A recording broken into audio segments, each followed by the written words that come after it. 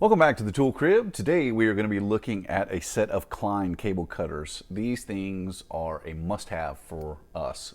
We use these a lot for cutting welding cable. As a matter of fact, here in a little bit, that's what we're going to be doing with them. So these are the Klein 63050 high leverage cable cutters.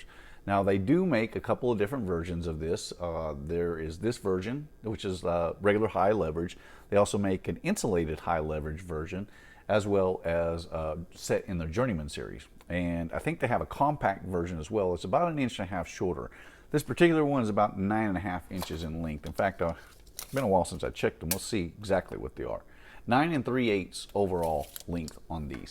So the very nice set of cable cutters. Now, when you get into the bigger stuff, Klein actually has some really big cable cutters too that get out there 24 and 36 inch that are for cutting much bigger cable. Now these are just soft wire cutters. They're only going to work on aluminum, on plastics, on rubber, on copper wire. So beyond that, you definitely don't want to use these on steel because it will ruin them in a big hurry. They are specifically designed for cable cutting. So I've got to make up some welding cable for my welder here in the garage, and I want to show you what these things will do. So first of all, the reason that they're considered high leverage is because the hot riveted pivot pin is actually doesn't sit down where it would be centered. It's actually it moved up just a little bit. So you get a little bit more leverage, and that's what considers them to be high leverage. Also, they do a crosshatch grind, and you can see that evident on the surface of the cutting edge here, where they actually run the grinder in two different directions. It's just a little bit better process. A lot of times some of the cheaper ones, you're going to see that they'll just have a single grinding pattern to them.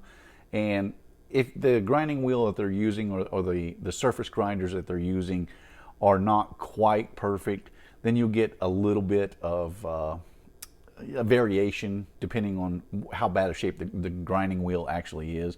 By doing a crosshatch pattern, it kind of eliminates that to a certain extent. It just makes it a little more accurate as far as how flat the surface is.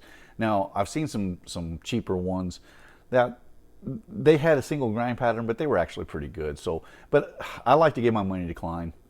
Klein makes very good tools. I usually jump between Klein and Knipex for most of my pliers and cutting tools because once I find a brand that I really like, I tend to stick with them, and Klein and Knipex are both those brands. So let me show you what these things will do. Now this is brand new cable, so and this cable is not cheap. It's like almost $3 a foot. So, but we'll just snip off about a 1/2 inch here and show you what these will do.